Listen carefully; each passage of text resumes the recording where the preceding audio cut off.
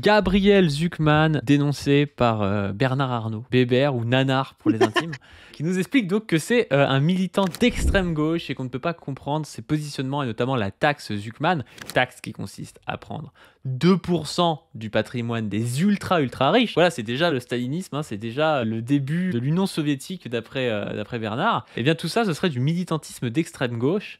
Et donc on va voir un petit peu ce que raconte Bernard Arnault sur Zucman et on va essayer de l'analyser aux yeux de notre analyse marxiste habituelle. On va faire ça avec Chris aujourd'hui. On fait ça avec Chris encore. Ah, vous dites oui, il n'y a plus d'audio, Zoé et Padu. Ils sont en froid, ils sont fâchés. C'est pas parce qu'on est en froid, c'est parce que Zoé a beaucoup de taf et moi aussi. Et du coup, on est. Et moi, je fous rien. Toi, tu fous rien, ouais. Toi, tu fous rien. Non, toi, tu fous pas rien, mais t'as des horaires qui sont parfois plus flexibles et tout. Alors que nous, on a des horaires des fois qui se goupillent pas forcément bien. Elle peut le soir, moi je peux pas. Moi je peux entre midi et 2, elle peut pas, ou des choses comme ça. Et du coup, c'est pas facile de faire des capsules avec Zoé. Mais ne vous inquiétez pas, on va en refaire. On va refaire des Payton droitards, on va refaire des trucs un peu banger. Ça va suivre. Chris, comment ça va aujourd'hui ? Ça va. Je viens de regarder un petit peu pour préparer la capsule, la taxe Zucman. C'est pour les patrimoines à 100 millions d'euros. Je suis pas concerné. À quelques millions près, je suis pas concerné, donc je suis rassuré. Donc, tu me demandes comment ça va. Ouf, ça va. Je vais pas être en sueur comme Bernard Arnault devant cette taxe Zucman, mais j'ai quand même flippé parce que franchement, quand on a un patrimoine au-dessus de 100 millions d'euros et qu'on vient de prendre 2%, c'est-à-dire 2 millions d'euros, pas du. Derrière, tu peux pas joindre les deux bouts, quoi. Enfin, derrière, c'est mort, hein. T'es pris à la gorge, quoi. Enfin, je veux dire, comment tu payes le kérosène du jet ? Attends, ça a augmenté en plus ces dernières années. C'est ça, quoi, tu vois. Et puis le personnel, ils sont toujours en train de se plaindre. Ils veulent augmenter leur salaire. Ils font des grèves, des machins. Voilà. Quelle catastrophe, quoi. Mais bon, voilà. Donc tu me demandes comment ça va. Ça va mieux que Bernard. Nanar, comme tu dis, comme on l'appelle. C'est marrant, Nanar, parce que... ça me fait penser à ça. Tu sais, moi, je suis beaucoup plus vieux que toi. C'était le surnom de Bernard Tapie qui incarnait un peu l'homme d'affaires dans les nanars, tu sais, dans les guignols, quoi. Bah là, c'est notre nouveau nanar, Bernard Arnault. Alors, c'est pas le même style de gros riche, tu vois ce que je veux dire. J'ai un petit fait pour Bernard Tapie par rapport à Bernard Arnault. C'est plus le gars qui est parti de rien. Ah bah oui, parent communiste. Ouais, à moitié mafieux et tout. C'est plus marrant comme histoire, même si, bon, je pense que c'est catastrophique aussi pour plein de gens, les actes qu'il a fait, tu vois. Mais... Non, il y a un petit attachement, tu vois, à Bernard Tapie qu'il n'y a pas avec Bernard Arnault, tu vois. C'est un peu notre mafieux à nous, Bernard Tapie. Bernard Tapie, puis c'est vraiment un gars populaire qui arrive dans les affaires. Et un côté américain, tu sais, un peu self-made man qui arrive. Et tu sais, c'est pas terrible, mais il y avait une série sur Bernard Tapie sur Netflix avec Laurent Lafitte qui est pas trop mal, qui a des petits moments intéressants, d'autres moments très, très nazes, mais des petits moments intéressants où on voit qu'il essaye quand même de résoudre les contradictions avec sa famille quand il commence à faire des affaires, genre je vais sauver des ouvriers, tu vois, genre je rachète des boîtes. Ça, c'est pas mal. Donc ouais, rien à voir. Bernard Arnault est beaucoup plus le grand bourgeois, héritier, poudré, quoi, un peu. T'as vraiment l'impression qu'il t'envoie ses chiens, genre les manants, les gueux, tu vois. Et on va le voir dans l'article ici. Il a une espèce de mépris pour les manants. Limite, j'ai l'impression que même que Zucman lui ait adressé la parole, ça l'énerve. Tu vois, on est vraiment dans la grande bourgeoisie, quoi. Tu vois.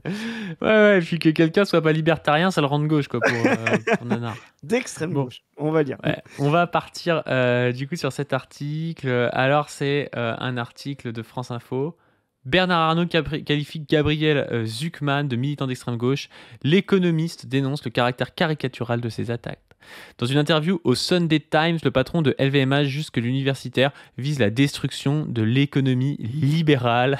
L'universitaire estime que les propos du milliardaire sortent du domaine de la rationalité et sont sans fondement. Moi, je trouve ça trop drôle parce que la taxe Zucman, c'est un peu bidon comme truc, 2% des gens qui ont plus de 100 millions. Mais on voit qu'en fait, au-delà de la pure rationalité, parce qu'on pourrait se dire peut-être que pour la bourgeoisie c'est peut-être moins dangereux là de donner 2% et de continuer à être un peu aux manettes et tout, plutôt que de refuser ça, de radicaliser des gens, que les gens se mettent à voter Mélenchon, voire à être militant communiste ou je sais pas trop quoi, tu vois. Mais il y a quand même des visions du monde, tu vois, et des idéologies qui font que même 2%, c'est déjà remettre en cause le fait qu'ils s'en foutent plein les poches et qu'ils exploitent des gens et que ce serait pas forcément légitime, tu vois. Et donc, il y a un enjeu qui est idéologique au-delà de l'enjeu purement des intérêts pratiques sur le coup, tu vois. Et c'est pour ça que des fois, on pense que, tu sais, le gars, il est totalement intelligent, totalement rationnel, il va faire les meilleurs choix pour lui. C'est même pas forcément vrai parce que des fois, par exemple, on se souvient de la réforme des retraites. La réforme des retraites, il y avait eu des choses qui disaient que ça rapportait même pas d'argent, tu vois. Mais dans leur logiciel idéologique, il faut vraiment faire bosser les gens le plus possible, leur casser les couilles un maximum, tu vois. C'est comme ça qu'ils voient le monde. Et donc, ils continuent dans leurs enjeux idéologiques, quand bien même ça fatiguerait les gens du coup ils seraient malades au boulot ou des choses comme ça et que ce serait moins efficient à la fin, tu vois, dans leurs idéologies il faut le faire quoi. Et ça j'ai toujours trouvé ça marrant parce que du coup c'est pas purement de la rationalité pratique. C'est intéressant parce que c'est vraiment une vieille histoire française, cette idée de ne pas taxer les fortunes. Pour info, la grande bourgeoisie française arrivera à se soumettre à l'impôt. Tu sais, je sais pas si tu as l'histoire, mais se soumettre à l'impôt sur le revenu, qui était en place en Grande-Bretagne depuis les années 1840, l'impôt progressif sur le revenu. Depuis les années fin du 19e, 1890, 1893, je sais plus, en Allemagne, tu vois, enfin vraiment pour les grands pays. Et pour la France, elles résisteront pendant tout le 19e, parce que la gauche, radicale, socialiste, etc., poussera ça. Et il faudra la guerre de 14, donc ça a été institué en juillet 14, pour l'effort de guerre. Pour la guerre, ils ont accepté en France un projet de loi de finances en 1914, juillet 1914, pour enfin taxer les revenus du patrimoine. Donc la résistance de la grande bourgeoisie française à ce qu'on taxe son revenu, à ce qu'on taxe son patrimoine, c'est vraiment un fondamental de cette bourgeoisie ultra hégémonique. Je pense que c'est un des pays dans lequel, enfin je ne le pense pas, c'est factuel, en France, c'est le pays où la bourgeoisie a le plus de pouvoir depuis des siècles et où l'État lui est le plus soumis. Et donc ça continue. Plus qu'aux États-Unis, tu penses ? Ah bien sûr, bien sûr. Aux États-Unis, il y a tout un... Alors, ça ne veut pas dire qu'aux États-Unis, c'est pas un pays très très riche, etc. Mais Chris a dit les États-Unis sont communistes. Ouais, ils sont pas communistes, mais aux États-Unis, il y a tout un tissu de. T'as un libéralisme très individualisme à toute échelle, etc. Genre, ah oui. C'est, tu vois, et c'est pas c'est un État fédéral où il y a des disparités. Oui, t'as pas une grande bourgeoisie avec genre l'État qui bosse pour elle comme chez nous, exactement, tu vois. Voilà. T'as plein de gens qui essaient de se penser bourgeois même quand ils sont des individus. C'est ça, et puis ils ont une supérette, tu vois. Ils ont des espèces de corps intermédiaires que sont leurs propres États. Ils ont d'autres, comment dire, des pouvoirs un peu locaux, de comté, etc. Tu vois, nous, on a vraiment une bourgeoisie stato-financière qui tient l'État et qui tient le capital, quoi. Et ça, c'est l'histoire même de la France. La bourgeoisie et l'État bourgeois précèdent la nation française. La nation naît à la Révolution française. La bourgeoisie est déjà tenante de l'État. D'où la phrase de Louis XIV, qui est un peu apocryphe, mais qui dit tout. L'État, c'est moi. En fait, pourquoi il dit ça ? Parce qu'en fait, il voit qu'il y a une classe sociale qui lui impose un État qui n'est plus le sien et il dit non mais l'État c'est moi. Mais en fait, on comprendra que l'État c'est pas toi. Mon cher Louis XIV, 310 ans après ta mort, c'est Bernard Arnault, quoi. Une charge au bazooka dans une interview au Sunday Times, publiée le samedi 20 septembre, Bernard Arnault cible l'économiste Gabriel Zucman. Ce dernier est à l'origine d'une proposition de taxe portant son nom à destination des plus hauts patrimoines. On ne comprend pas les positions de Monsieur Zucman si l'on oublie qu'il est d'abord un militant d'extrême gauche. Parce que c'est vrai que Gabriel Zucman, je pense que c'est un gars du NPA, tu vois. Je pense qu'il est au NPA-C, le NPA révolutionnaire, Gabriel Zucman. Non mais c'est quoi ces conneries, sincèrement ? Zucman, ses propositions, elles sont acceptables par Aurore Lalucq. Tu vois ce que je veux dire ? Non, mais oui, Glucksmann peut te dire, ouais, la taxe Zucman, pourquoi pas. Juge le patron de LVMH. À ce titre, il met au service de son idéologie qui vise la destruction de l'économie libérale, la seule qui fonctionne pour le bien de tous. Une pseudo-compétence universitaire qui elle-même fait largement débat, déclare Bernard Arnault. Alors je suis d'accord avec lui, les économistes universitaires, leurs compétences fait largement débat, ça je suis d'accord. Ah, je suis d'accord aussi. Par contre, dire que l'idéologie libérale c'est la seule qui vise la destruction, qui est la seule qui vise le fonctionnement pour le bien de tous, mais c'est n'importe quoi. Alors c'est sûr que c'est plus facile quand c'est toi le mec le plus riche de France et parfois le plus riche du monde de dire que l'économie fonctionne pour le bien de tous parce que tous c'est toi, tu vois. Mais quand tu vois le nombre de personnes qui augmentent d'année en année, qui vivent à la rue, qui mangent pas à leur faim, même dans un pays comme la France quand même, tu vois. On n'est pas un pays ultra pauvre, dominé par l'impérialisme, colonisé ou je sais pas quoi. Un pays comme la France déjà, à cause de l'économie prônée par Bernard Arnault, en est à avoir des gamins qui sont dans la rue l'hiver, tu vois. Enfin c'est aberrant. Et le mec te dit ça fonctionne pour le bien de tous, quoi. un délire sans nom, cette interview. C'est, comme tu le disais, une forme d'arrogance bourgeoise et de déconnexion. Ils ne comprennent pas l'état de la situation et vraiment à quel point en bas, on ne veut plus, tu vois. Ils ne peuvent rien.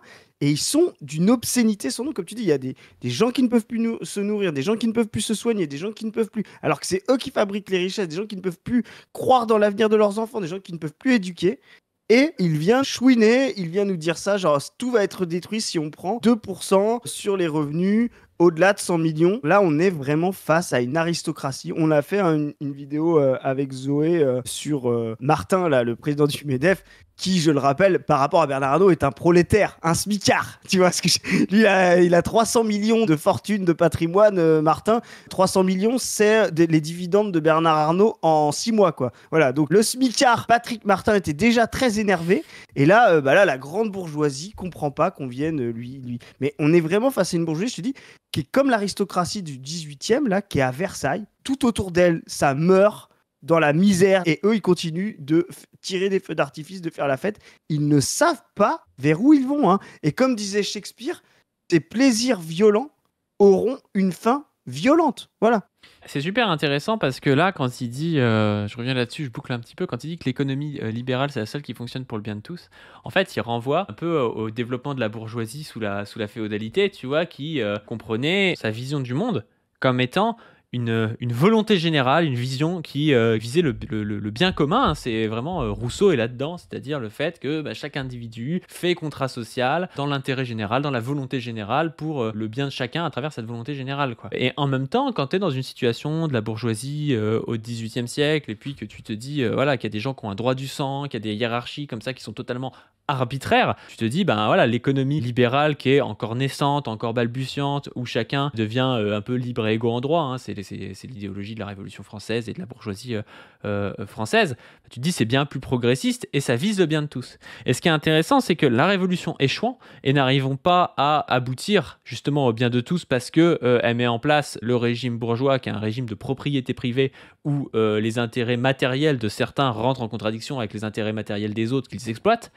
Eh bien, ce bien commun, en fait, ne va pas être possible à travers l'économie libérale, comme le pense Bernard Arnault, mais la pensée du bien commun va être prise par les socialistes contre l'idéologie libérale, et contre la classe qui porte l'idéologie libérale, qui est la bourgeoisie par la suite. Et ça, c'est super intéressant, du coup, parce qu'en France, on a eu des bourgeois qui ont cru que l'idéologie libérale portait le bien commun, et il y a eu comme un Y, tu vois, il y a eu deux chemins. Il y a eu les gens qui se sont dit, on va continuer pour essayer de faire le bien commun, ça s'appelle les socialistes. Et il y a eu les gens qui ont dit, on va continuer dans le côté idéologie libérale, et ça s'appelle plutôt les bourgeois et les capitalistes, quoi. Et en France, on a vraiment ça, et c'est pour ça que certains socialistes aussi se disent héritiers de la Révolution française, et que les bourgeois aussi se disent héritiers de la Révolution française, parce que dans la Révolution française, il y avait ces deux possibilités-là, ces deux pans-là, et ça a penché vers la bourgeoisie libérale capitaliste, mais l'envie du bien commun était déjà présente, quoi. Enfin, je sais pas si tu vois ça comme ça aussi, mais je trouve que c'est assez parlant. C'est tout à fait lisible, mais c'est effectivement comment on voit les classes qui montent et qui justement en essayant de conquérir le pouvoir peuvent être progressistes et en essayant de le de fait en essayant de se maintenir sont conservatrices, quoi. Voilà. Et là on le voit vraiment, mais là on est, je te dis, face à une aristocratie qui veut être totalement parasitaire. Là, on va peut-être reprendre la lecture, mais ce qui est intéressant, c'est que en plus, comme tu disais, on parlait tout à l'heure des États-Unis, cette idée d'impôt a été un moyen pour les États-Unis de se sortir de la crise, la plus grande crise qu'ils aient vécue, qui est la crise de 29. Voilà. Je rappelle que sous Roosevelt, le taux marginal d'imposition, c'est ce qu'on prend sur la dernière, enfin le pourcentage appliqué sur les derniers euros, voilà, était de 91%. C'était le Revenue Act de Roosevelt. 36, je crois, etc. 91%. Jusque dans les années 80, avant le néolibéralisme de Reagan, c'était 80%. Donc ce pays qu'on dit libertarien ou quoi que ce soit, sur cette égalité-là devant l'impôt, est beaucoup plus progressiste que la France. Là, ils ne le sont plus avec le néolibéralisme comme personne ne l'a été, mais pendant toutes les années des années 30 jusqu'aux années 80, c'était plus important que la France. Et ce qui est intéressant, c'est que là, vraiment, c'est l'attaque de leur patrimoine qui leur pose problème. C'est-à-dire leur capacité à refaire de l'argent. Quand on taxe les revenus, ça ne leur pose aucun souci parce que les revenus, c'est du flux et c'est souvent les gens les plus prolétaires qui vont être attaqués. Voilà. Eux, ils s'en fichent de leurs revenus. Ce qui leur fait de l'argent, c'est leur patrimoine. Voilà. Et donc, dès qu'on vient toucher à leur patrimoine, c'est beaucoup plus grave que quand on touche aux revenus. C'est pour ça qu'ils s'opposent à Zuckman, même si c'est 2%. Les gens ne comprennent pas et disent oui, mais c'est comme si on prenait 2% de vos revenus. Mais vous pouvez prendre 15 ou 20% des revenus de Bernard Arnault, il s'en bat les couilles. Ce sera du salaire, son salaire, ses rentes, etc. Il s'en tape. Il le fera baisser son salaire. En plus. Voilà, exactement. Tu vois, voilà. Mais par contre, quand vous venez toucher à ce patrimoine, qui signifie pour quelqu'un de grand bourgeois comme ça, pas c'est bien. Pour vous, votre patrimoine, c'est vos biens, votre maison, voilà, cette tasse de café, voilà. Lui, c'est son capital. C'est-à-dire qu'on lui enlève du capital, donc on lui enlève la capacité de refaire des cycles de capital et de réaccumuler de l'argent. C'est pour ça que venir taxer le patrimoine, c'est pour eux zéro, absolument un no-go, parce que ça veut dire qu'on leur enlève leur capacité d'en refaire encore plus. Oui, bah, c'est leur raison même d'exister en tant que bourgeois qu'on leur enlève. Exactement. C'est ça qui est intéressant.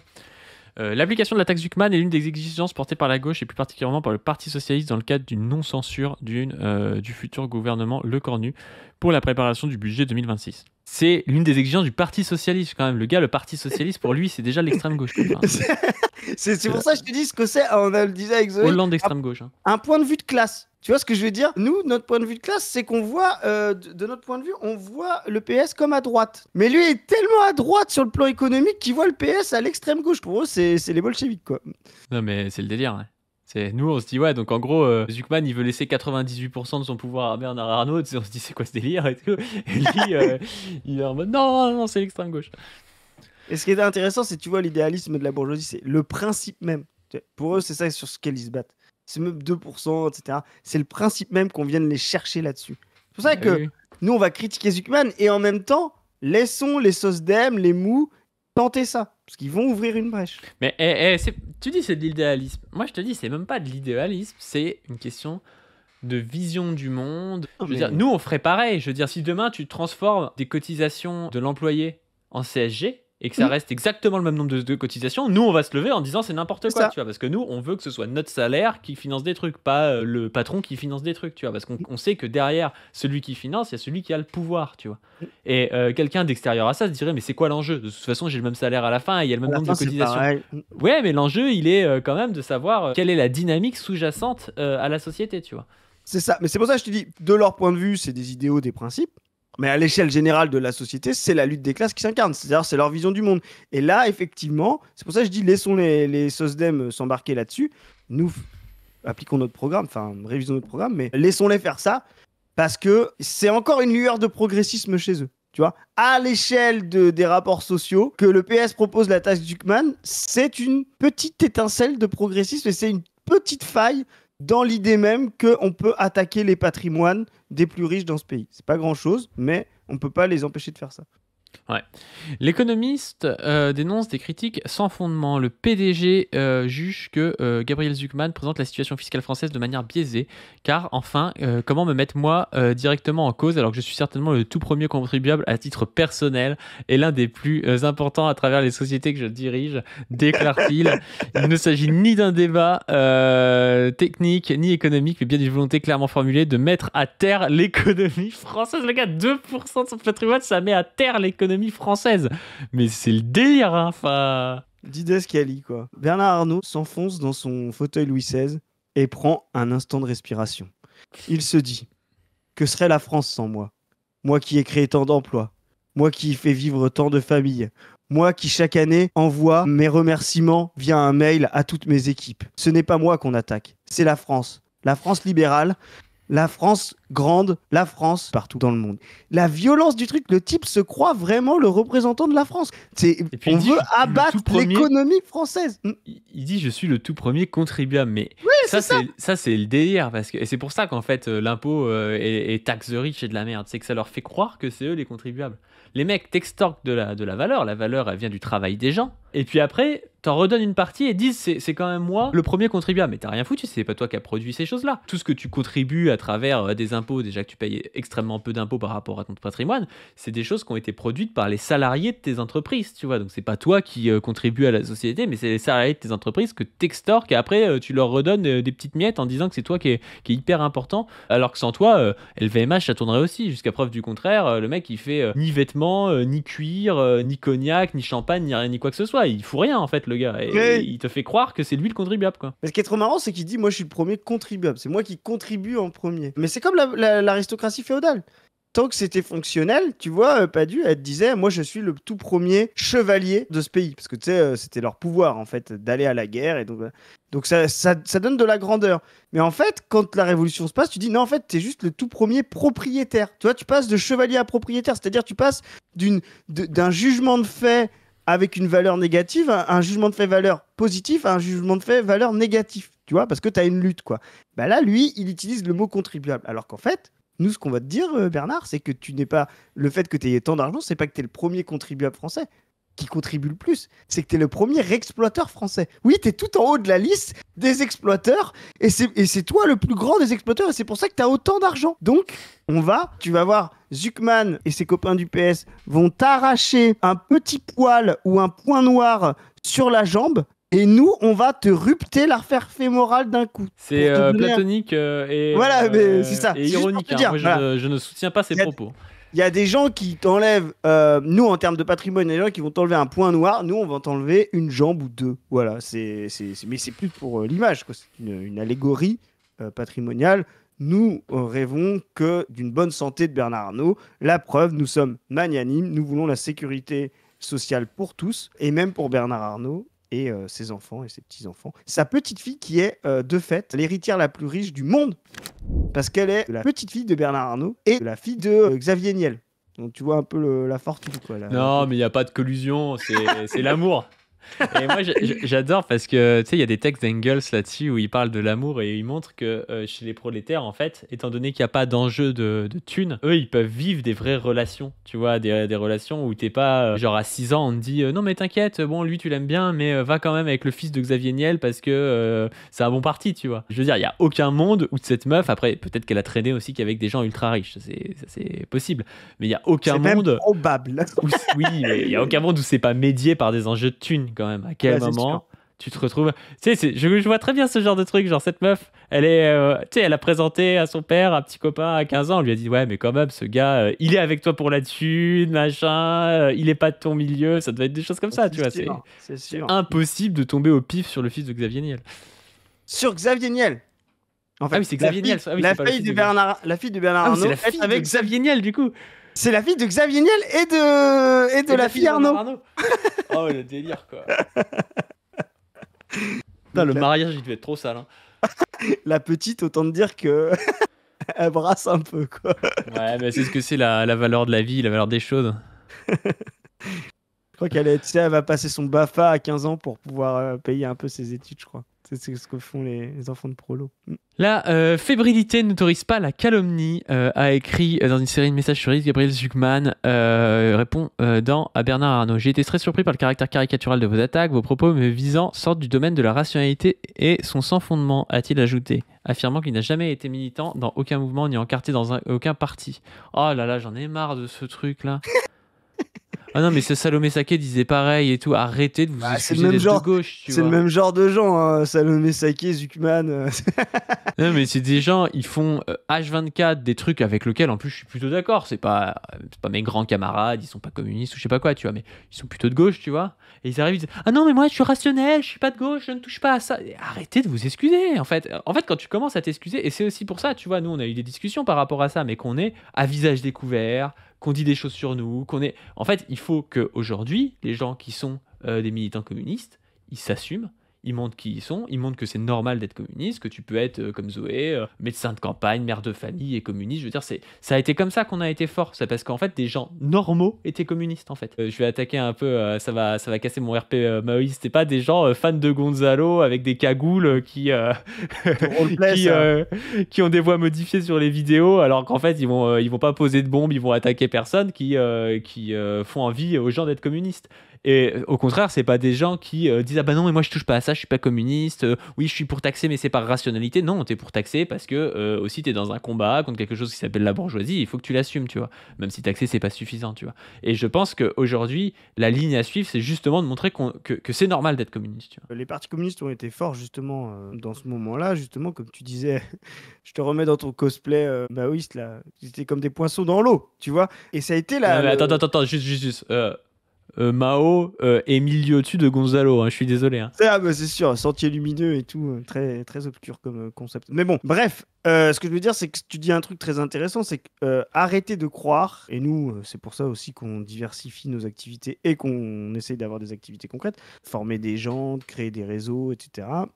Arrêtez de croire que vous allez faire briller l'idée même de la rupture avec le capitalisme, voire le communisme, simplement en essayant d'avoir un contre-discours. Jamais les forces communistes n'ont eu les masses médias de leur côté. C'est-à-dire que on est même dans un les gens aujourd'hui ils ont l'impression de se dire ah mais regardez on a tous les médias contre nous. Non mais jamais vous avez eu autant de capacités médiatiques oppositionnelles avec Internet pour l'instant, etc. Même au niveau, quand il y a eu les radios libres ou la presse de masse dans les années 40, ça n'a jamais été à ce niveau-là. La bourgeoisie a toujours eu la presse partout pour elle. Ce qui était important, comme tu dis, c'était l'intégration dans les masses.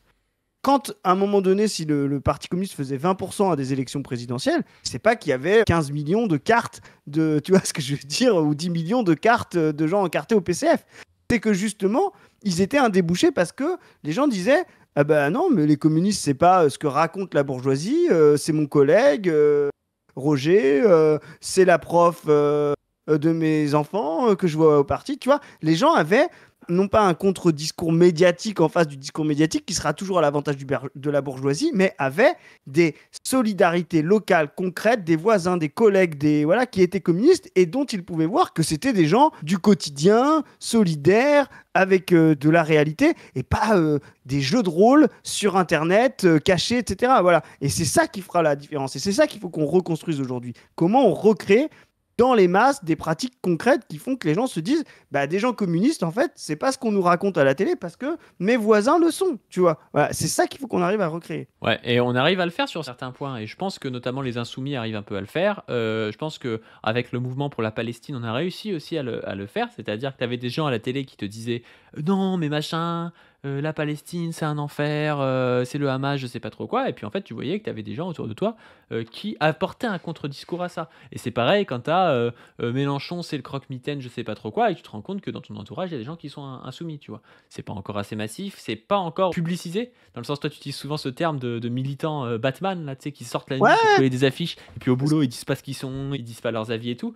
Encore une fois, c'est compliqué. Je veux dire, moi, par exemple, je fais des stages de 6 mois. Quand j'arrive dans un stage, la première chose que je dis, c'est pas je suis militant communiste, tu vois. Mais aussi parce que j'ai une position stagiaire et c'est compliqué, tu vois. Quand je vais être médecin chef dans un truc, je pourrais peut-être plus facilement aussi dire ce que je pense aux gens, même si ça restera sur des temps de pause et tout, parce que t'es pas là pour. Je vais faire de la propagande communiste avec les patients, c'est pas ça que je dis, mais avec tes collègues, quand tu bouffes ou je sais pas trop quoi, tu peux en parler quand même plus facilement. C'est pas facile quand tu es noté par quelqu'un qui, en plus de ça, souvent, quand tu es. Les médecins ils sont plutôt de droite, donc moi ça me met dans une position qui est pas forcément évidente. Je me souviens d'ailleurs une fois, bon ça va, mon chef il était plutôt de gauche, un peu Kluxman, tu vois.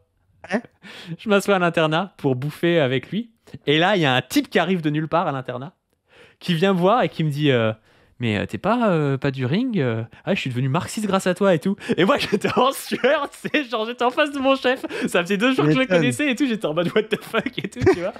Et ça bah c'est pas normal, tu vois, que je sois en sueur, parce que justement dans un monde où on arriverait à assumer un rapport de force plus clair, on pourrait moins être en sueur. Mais c'est vrai que quand t'es dans des rapports un peu comme ça hiérarchiques et que tu sais pas ce que pense la personne en face de toi, c'est pas évident dans une société qui est de plus en plus à droite, tu vois. Non, mais je pense qu'aujourd'hui on doit arriver à recréer cette normalité de nos avis, tu vois, cette normalité du communiste. Tu vas dire ouais, je suis communiste, il y a pas de souci, tu vois. Et là il y a un travail de doctrine aussi à faire. Je pense qu'on n'a pas l'analyse et la doctrine de ce qu'est le prolétariat comme Marx pouvait bien le définir en 1848. Il nous faudrait, je pense, un nouveau manifeste, c'est-à-dire une capacité à ne pas se raconter d'histoire, à ne pas se voir comme le prolétariat soit du 19e siècle, tu vois, qui est dans une autre phase du capitalisme complètement dépassée aujourd'hui, soit de s'inventer qu'on est le prolétariat révolutionnaire des pays de la périphérie. Tu parlais tout à l'heure de Gonzalo et tout, tu vois. Voilà. Il faut que le prolétariat français, ces masses, se voient comme ce qu'ils sont réellement, un prolétariat avancé, en crise dans un pays occidental, avec des possibilités et des limites, et une fois qu'on a fait cette analyse concrète, de maximiser ses possibilités et maximiser ses possibilités de voie vers le communisme. Voilà, parce que le communisme est une dynamique d'auto-abolition du capitalisme. Voilà, mais qu'il faut activer concrètement par la lutte. Mais si on se raconte qu'on est le prolétariat du 19e ou qu'on est le prolétariat ou le sous-prolétariat ou le prolétariat... La paysannerie péruvienne des années 70. Ouais, la paysannerie péruvienne. Quand on est étudiant à Paris 8 ou à la Sorbonne, tu vois, même quand on n'est pas étudiant, même quand on est prolo si on normal est, en France. Si on est prolo normal ou moi, tu vois, on se raconte n'importe quoi, donc on fait n'importe quoi. C'est la base du matérialisme dialectique. Quand vous vous racontez n'importe quoi, vous faites n'importe quoi. Voilà. Donc effectivement, vous vous faites plaisir, mais vous ne faites peur à personne. Ouais. Quoi que vous en pensiez, le temps est venu de soumettre les milliardaires à un taux minimal d'imposition, a-t-il conclu, estimant que les critiques du milliardaire constituaient une attaque contre notre contrat social. Tu vois ? Ah putain, je les pré-shot. Il réutilise la rhétorique du contrat social rousseauiste contre Bernard Arnault. C'est-à-dire qu'on a un peu la bourgeoisie de gauche, enfin bourgeoisie, je sais pas s'il est bourgeois, Gabriel Zucman, il est peut-être pas bourgeois, mais je veux dire à la gauche, on veut dire un classe peu... intermédiaire, comme la bourgeoisie. Classe intermédiaire, machin, un peu comme Rousseau d'ailleurs. Mais exactement, c'est comme la bourgeoisie révolutionnaire, quand elle fait ce contrat social, elle est coincée entre l'aristocratie et le tiers-état du bas, tu vois, elle est révolutionnaire. Donc qui joue le contrat social et puis l'autre qui lui dit non, mais le libéralisme, c'est la pensée qui fait que tout le monde est heureux, tu vois. Olivier Faure condamne l'absence de toute forme de patriotisme des ultra... Non mais le mec, au lieu de condamner le fait que les gars ne veulent pas, je sais pas, donner pour financer notre sécurité sociale, l'absence de patriotisme des ultra-riches, je veux dire, c'est pas notre problème, je veux dire, on s'en fout qu'ils soient patriotes ou pas les ultra-riches, moi ce que je veux c'est qu'ils rendent l'argent et qu'ils rendent le capital, tu vois, mais je m'en bats les couilles que Bernard Arnault, il soit ultra patriotiste. Je rappelle que pour une bourse... Non mais ce qui est fou, c'est qu'on parle du Parti Socialiste et les mecs, ils ont les visions du monde de Zemmour, quoi. Utiliser le patriotisme pour que la bourgeoisie se mette à payer l'impôt, c'est une folie. Et je le rappelle, on l'a dit en début de la vidéo, la dernière fois qu'ils ont fait ça, qu'ils ont concédé à l'impôt par patriotisme, c'était quand ? En 1914. Je suis pas sûr que ce soit une bonne idée de leur rappeler ça, parce qu'effectivement, oui, ils vont aller à la guerre. C'est marrant. D'ailleurs, j'aimerais savoir l'avis de Bernard Arnault si on demandait 2% de son patrimoine pour aller faire la guerre, si il serait aussi vent debout que ça. Tu vois, je suis pas sûr. Donc là, vraiment, Olivier, t'es vraiment en train de nous tirer dans le dos avec tes conneries de patriotisme à une période où la guerre devient de plus en plus mondiale, devient de plus en plus une nécessité de la bourgeoisie en crise qui est incapable de développer les forces productives, sauf les forces productives militaires et guerrières. Enfin, vraiment, ces gens-là me font très peur. Tu vois, ils le font par idiotie, mais... Et c'est là que tu vois que c'est un anti-humanisme, c'est-à-dire que si c'est 2% pour aider les Français, les plus pauvres et tout, il ne veut pas. Par contre, si c'est 2% et que c'est pour faire la guerre ou pour reconstruire Notre-Dame, le mec, il va bien vouloir, tu vois. C'est-à-dire qu'il préfère... la guerre, c'est des enjeux matériels pour lui, mais il préfère même des enjeux idéologiques à la con plutôt que les Français les plus précaires, quoi. Olivier Faure condamne l'absence donc, de toute forme de patriotisme des ultra-riches. Ce qui détruit notre économie et plus encore notre société, c'est l'absence de toute forme de patriotisme de la part des ultra-riches qui mendient l'aide de l'État mais ne plient à aucune forme de solidarité, lui a répondu sur X, le numéro 1 du Parti Socialiste. Mais ce qui est catastrophique sur ça, c'est qu'il croit avoir un avis de gauche en disant ça et presque être radical parce qu'il a un roleplay un peu radical dans le Parti Socialiste, Olivier Faure, alors que c'est nul à chier. Les milieux économiques s'opposent à cette taxe. Patrick Martin, président du MEDEF, allez voir la capsule que Chris et Zoé ont faite sur Patrick Martin, président du MEDEF. Le smicard, l'employé de Bernard Arnault, là, le petit contremaître, là. Voilà. N'a pas hésité à intervenir. C'est le gars, il dit j'ai 300 millions d'euros de patrimoine en dehors des voitures et des maisons, tu sais. Enfin, le gars, tu sais pas pourquoi il compte son patrimoine en dehors de ses baraques et tout. N'a pas hésité à intervenir lors de la fête de l'humanité. Ça me désole, je le dis ainsi que le débat public français, on ne prenne pas suffisamment en compte une compétition économique internationale qui devient d'une brutalité incroyable. Alors, si on veut prendre en compte une compétition économique, je suis pas sûr que donner tous les gages à nos ultra-riches, ce soit le meilleur moyen. À ce moment-là, on peut faire comme la Chine. Le pays le meilleur en compétition économique actuellement, c'est un pays qui est ultra centralisé où le Parti communiste chinois décide à peu près qui fait quoi, tu vois. Donc moi, je veux bien, Patrick Martin, si tu veux, on transforme la société, on le met dans la botte du Parti communiste chinois qui décide où va l'argent de Bernard Arnault, et là, on sera peut-être compétitif à l'échelle internationale. Et puis qui à tout moment peut dire, parce que les Chinois ils disent pas à tout moment, on peut te reprendre 2%, Bernard. Il dit à tout moment, on te reprend tout. Tu te souviens du gars d'AliExpress ? Ouais, c'est ça. Le gars d'AliExpress, genre, tu sais, il commence à dire des trucs contrepartie comme il chinois. Le mec, il disparaît pendant 2 ans, tu sais pas trop pourquoi, il revient et puis t'inquiète, y a pas de souci, tu vois. Tu vois? Mais ça, c'est alors un peu critiqué. Il faudrait qu'on fasse un truc sur la Chine, parce qu'il y a plein de trucs à dire. En plus, moi, c'est un sujet que je connais pas trop mal, notamment par son capacité industrielle. Mais en tout cas, ils ont ce coup près-là, que la propriété n'est jamais absolue, totale, contrairement à ce que la bourgeoisie fabrique depuis 400 ans dans ce pays. Qu'à tout moment, on peut te... Tu vois ce que je veux dire? On peut venir te chercher, tu vois. Et tu sais, ce coup près de... non, non, mais là, pour l'instant, t'es riche. Mais à un moment donné, tu peux ne plus l'être. Et là, je te dis, c'est pas 2% hein, quand tu es en Chine hein, qui viennent te reprendre. C'est comme tu dis, à la fin, tu disparais pendant 2 ans et tu reviens en slip. Tu vois, donc, tu vois, donc, tu vois, je veux dire, c'est un autre style. Eux, ils appellent ça. Tu reviens en slip et tu remercies parce que t'es revenu déjà. Eux, ils appellent ça une atteinte à la démocratie. Je vous le rappelle, ça veut dire une atteinte à la propriété. Moi, je suis désolé, mais il n'y a aucun monde où moi je trouve ça aberrant que la force collective, que ce soit le parti, que ce soit l'État, puisse dire à un type qui a autant d'argent, stop, fini, on arrête ça quoi. C'est intéressant parce que juste pour ça, Bernard Arnault était quand même quelqu'un d'assez distant, qui était un peu en retrait, un peu grand bourgeois et tout, tu vois. Et le fait là qu'ils sortent ça dans le Sunday Times en traitant de pseudo-universitaires, d'extrême gauche, tu vois, de rentrer dans vraiment de la violence verbale et tout, ça bizarre, prouve quand même qu'il y a quand même... Bah, ils ne peuvent plus là, tu vois. Là, ils commencent à vraiment avoir peur, ils commencent à voir, et c'est nous ce qu'on vous répète, il y a une voie pour le progressisme. Alors là, on a les mollassons du progressisme, mais qui essayent de se battre et de mettre des petits coups de cure-dent dans la brèche, tu vois. Il faut surtout pas les empêcher parce que chaque coup de cure-dent est une faille et qui agrandit la brèche. Mais nous, il faut quand même qu'on se prépare à attaquer au Charles Leclerc, quoi. Voilà. Donc, c'est ça notre tâche des gens les plus radicaux. Ouais. Bon, bah, sur ce, n'hésitez pas à vous abonner à cette chaîne, à aller voir sur Position Revue, une chronique de l'exploitation est sortie. À venir sur le Telegram, on ne veut plus pour s'organiser. Et sur ce, on vous dit à plus. Salut!